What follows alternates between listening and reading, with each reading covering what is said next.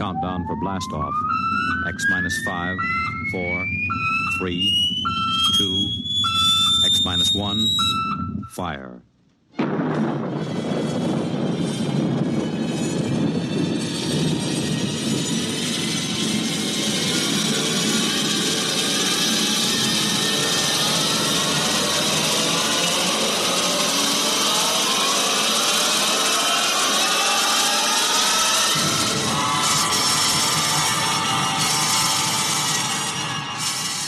From the far horizons of the unknown come tales of new dimensions in time and space. These are stories of the future, adventures in which you'll live in a million, could be years, on 1,000 maybe worlds. The National Broadcasting Company, in cooperation with Galaxy Science Fiction Magazine, presents X minus 1.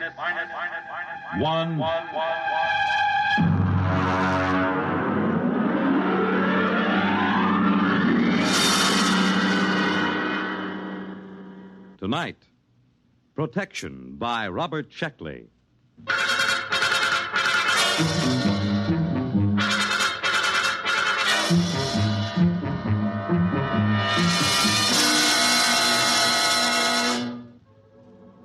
There will be an airplane crash in Burma next week, but it shouldn't affect me here in New York. And the thieves certainly can't harm me, not with all my closet doors closed. No, the big problem is Lesnarizing. I must not Lesnarize, absolutely not. As you can imagine, that hampers me. And to top it all, I think I'm catching a very nasty cold. The whole thing, including the cold, started on the evening of November 7th. I was walking down Broadway on my way to Baker's Cafeteria with Charlie Lester. He's in one of my physics classes, and we were both feeling pretty lightheaded. Boy, I've had tough exams in my day, but that was... You got a cold? No, I haven't got a cold. My eyes just water, my nose runs, and I sneeze because I'm essentially a masochist. Actually, it is psychosomatic. I hate my mother and my father. Of course I've got a cold. What do you think? Well, look, don't give it to me. I've got a heavy date with a Barnard Jr. this weekend. My boy, there is no such thing as a heavy date with a Barnard Jr. Never mind. Just don't blow any germs my way. Well, as a matter of fact, I'll leave you completely. I have to go over to South Hall to pick up some books. So long.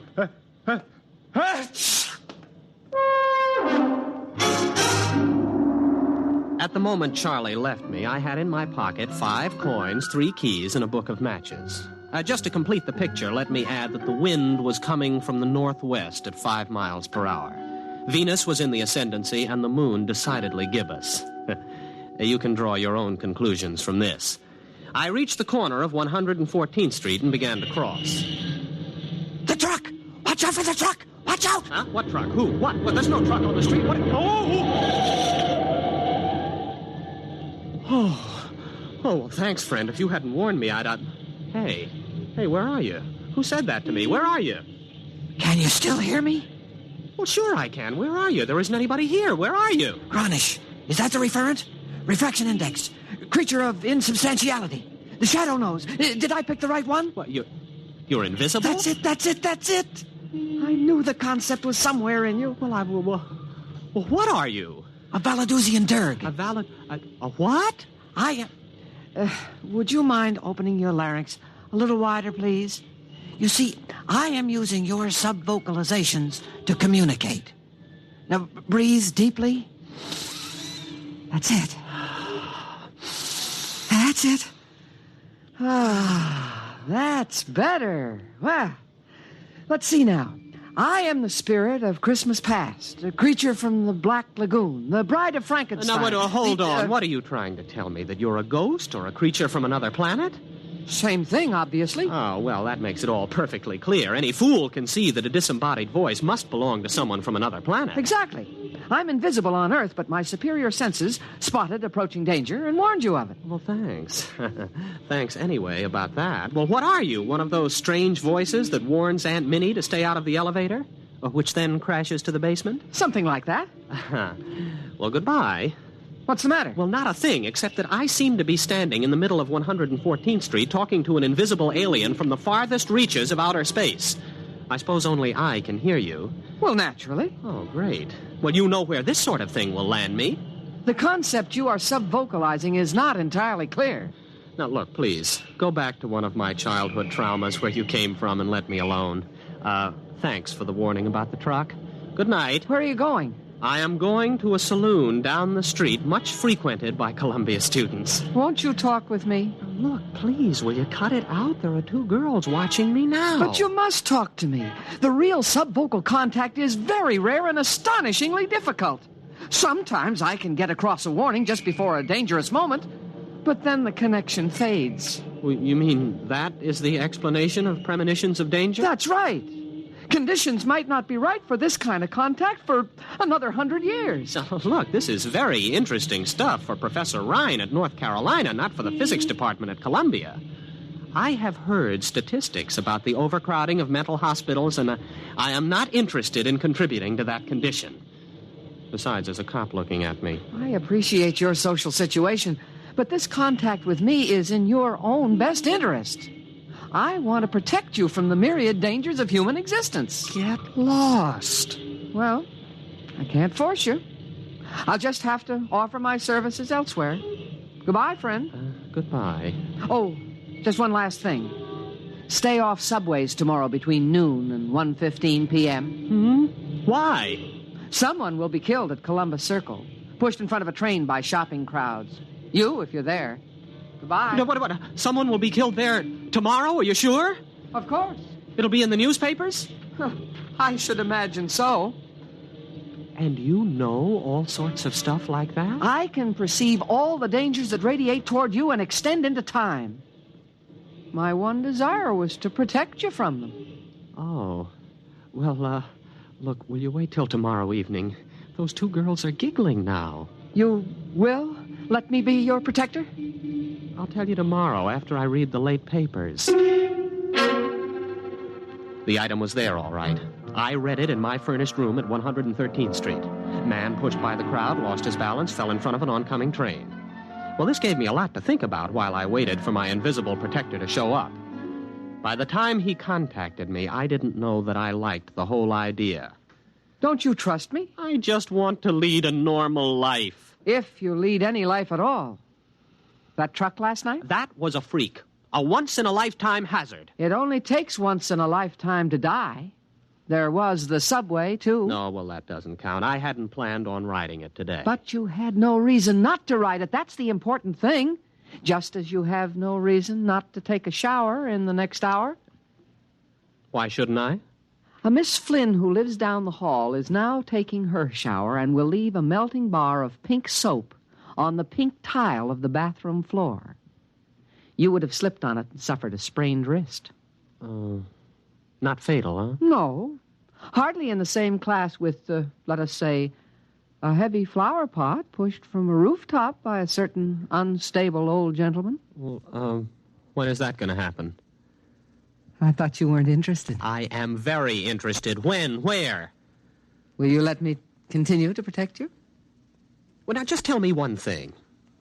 What's in this for you? Satisfaction. For a Valadusian Derg, the greatest thrill possible is to help another creature evade danger. But isn't there something else you want out of this? Some trifle like my soul or rulership of the earth? Nothing. To accept payment for protection would ruin the emotional experience. All I want out of life, all any Derg wants, is to protect someone from the dangers he cannot see, but which we can see all too well. We don't even expect gratitude. What about the flower pot? It'll be dropped at the corner of 10th Street and McAdams Boulevard at 10:30 tomorrow morning. 10th and McAdams. Where's that? In Jersey City. Well, now, I've never been to Jersey City in my life. Why warn me about that? I don't know where you will or won't go. I merely perceive dangers to you wherever they may occur. What should I do now? Anything you wish. Just lead your normal life.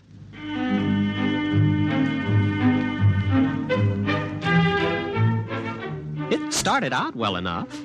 I attended classes at Columbia, did homework, saw movies, went on dates, played table tennis and chess, all as before. At no time did I let on that I was under the protection of a Valadusian Derg. Even Charlie didn't notice it, though he had a pretty good excuse. Boy, are you lucky. I got stuck in that elevator for 4 hours. Say, how come you walked? I never saw you volunteer to walk 5 flights before. Oh, well, a little bird told me. Oh, boy, I wish I... I wish I had a little bird like that. Why don't you do something for that cold? Why should I? What's it ever done for me?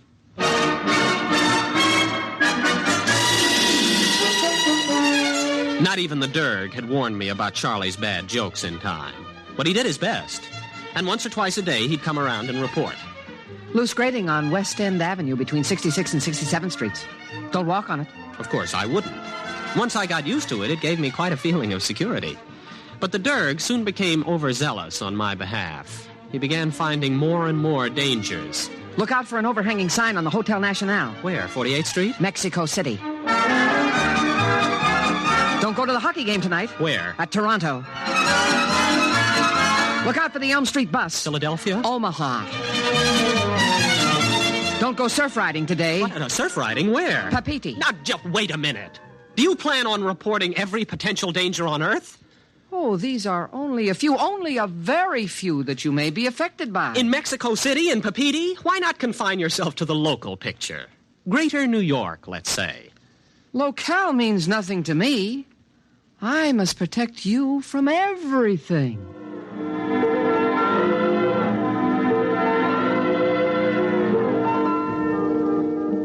Well, it was rather touching in a way. And there was nothing I could do about it. I simply had to discard from his reports the various dangers in places like Hoboken, Thailand, Kansas City, Angkor-Wat, Sarasota, and Paris. I concentrated pretty much on Manhattan. He did save me from a pretty nasty holdup on Cathedral Parkway and a 4-alarm fire. But he kept stepping up the pace. Tainted food in Baker's cafeteria. Don't eat there tonight. Amsterdam bus 312 has bad brakes. Don't ride it. Mellon's tailor shop has a leaking gas line. Explosion due. Have your clothes dry cleaned elsewhere. Rabid mongrel on prowl between Riverside Drive and Central Park West. Take a taxi. Soon, I was spending most of my time not doing things and avoiding places. Danger seemed to be lurking behind every lamppost waiting for me. I rather suspected the Derg of padding his report. All my reports are perfectly genuine. If you don't believe me, try turning on your lights in the psychology class tomorrow. Why? Defective wiring. Look, I don't doubt your warnings. I just don't think life was this dangerous before you came along. Well, of course it wasn't. Surely you know that if you accept protection, you must accept the drawbacks of protection as well. Drawbacks like what? Protection begets the need of further protection. That is a universal constant.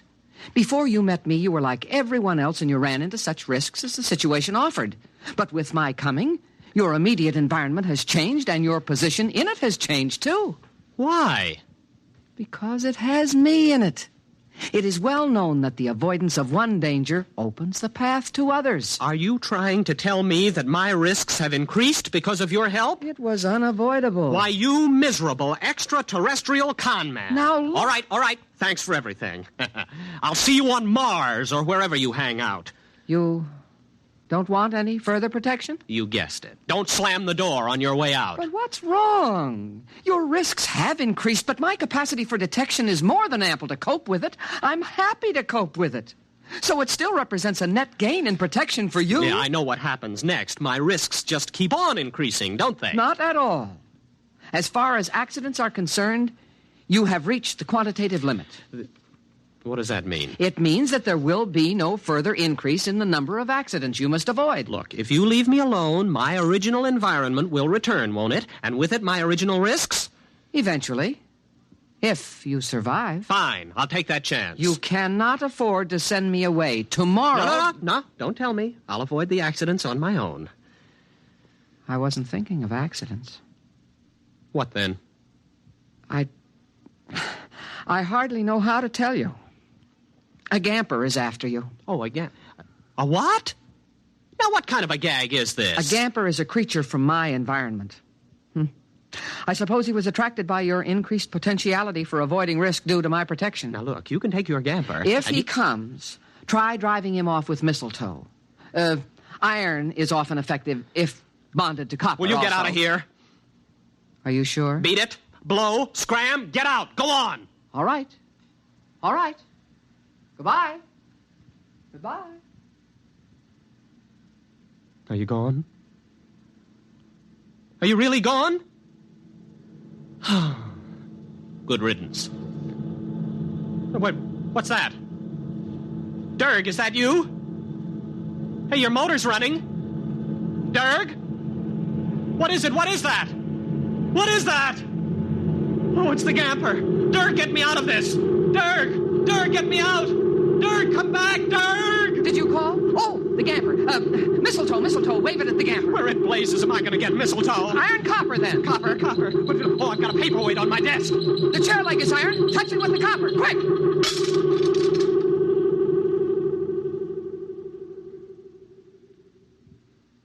You see? You need my protection. The Gamper almost got you. Yes, it sure did. You'll need some things. Wolfbane, amaranth, garlic, graveyard mold. But the Gamper is gone. Yes. However, the grailers remain, and you'll need safeguard against the leaps, the figs, and the melgarizer. I'll give you a list.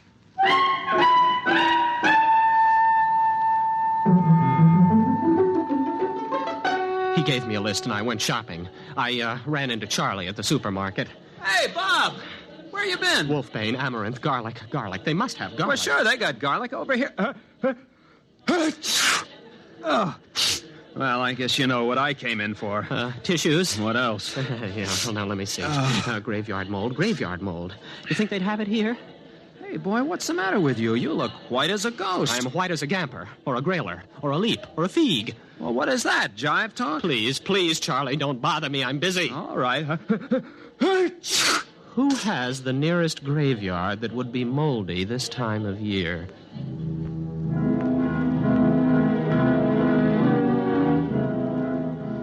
It was a game between these extraterrestrials, and I was in it. Some of them wanted to kill me, some to protect me. None of them cared for me, not even the Dirk. And the situation was all my fault. At the beginning, I had the accumulated wisdom of the human race at my disposal. That tremendous and distinctive hatred of witches and ghosts, the irrational fear of alien life. For my adventure has been played out 1,000 times, and the story is told again and again, how a man dabbles in strange arts and summons up a spirit. By so doing, he attracts attention to himself, the worst thing of all. So I was welded inseparably to the Dirk, and the Dirk to me. Until yesterday, that is. Charlie came to my room to visit. Hey, boy, how you been? I haven't seen you in class for a while. Oh, you mind if I hang up my coat? No, don't. No, don't open the closet door. Well, what's the matter? What's in there? Nothing. Only that's the only way to hold off the figs, by keeping closet doors closed. The leaps are more menacing, but the eye of a toad seems to stop them. And the melgarizer is dangerous only in the full of the moon. Only in the... Uh-huh. Well, Bob, it's been grand. Bye.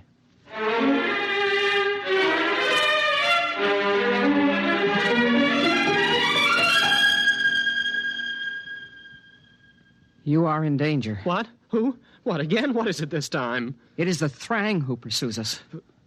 Us? Yes, myself as well as you. For even a Dirk must run from risk and danger. Well, is this Thrang particularly dangerous? Very. Well, what do I do? Snakeskin over the door? A pentagon? Burn incense? Anything? None of these. The Thrang must be dealt with negatively by the avoidance of certain actions. All right. What shouldn't I do? You must not Lesnerize. I must... Lesnerize? What's that? Well, surely you know it's a simple, everyday human action. Well, I probably know it under a different name. Explain. Very well. To Lesnerize is to... What?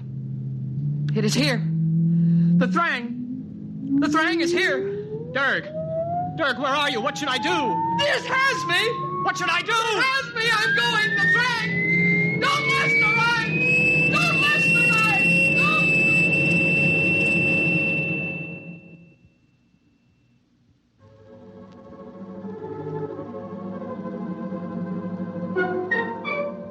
So I'm sitting tight now. There'll be an airplane crash in Burma next week, but it shouldn't affect me here in New York. And the figs certainly can't harm me. No, not with all my closet doors closed. No, the problem is Lesnerizing. I must not Lesnerize, absolutely not. If I can keep from Lesnerizing, everything will pass and the chase will move elsewhere. It must. All I have to do is wait them out. Trouble is, I don't have any idea what Lesnerizing might be. A common human action, the Derg said. Well, at the moment, I'm avoiding as many actions as possible. I've caught up on some back sleep and nothing's happened. So that's not Lesnerizing. I went out and bought food, cooked it, and ate it. That wasn't Lesnerizing. I'm telling you the story. And that isn't Lesnerizing. I'll get out of this yet. I will get out of it. I'm going to catch a nap now. I think I've caught Charlie's cold. I think I'm going to have to...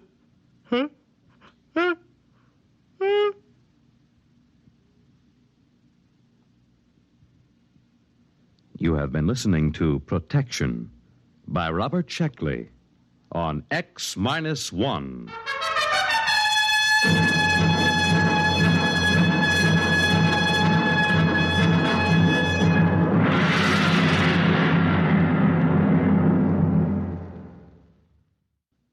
X-1 is presented by the National Broadcasting Company in cooperation with Galaxy Science Fiction Magazine, which this month features Survival Kit by Frederick Pohl. The story of Mooney, a smart but luckless man who had to scrounge while his friend Harse always made out well, just because he owned a survival kit. Galaxy Magazine on your newsstand today. Tonight, X-1 has brought you Protection, a story from the pages of Galaxy, written by Robert Sheckley and adapted for radio by Ernest Kenoy. Featured in our cast were William Redfield as Bob of the final and fatal sneeze, Elliot Reed as his breezy pal Charlie, and William Keane as the foreseeing Derg. Your announcer, Fred Collins. X-1 was directed by Kenneth McGregor and is an NBC Radio Network production.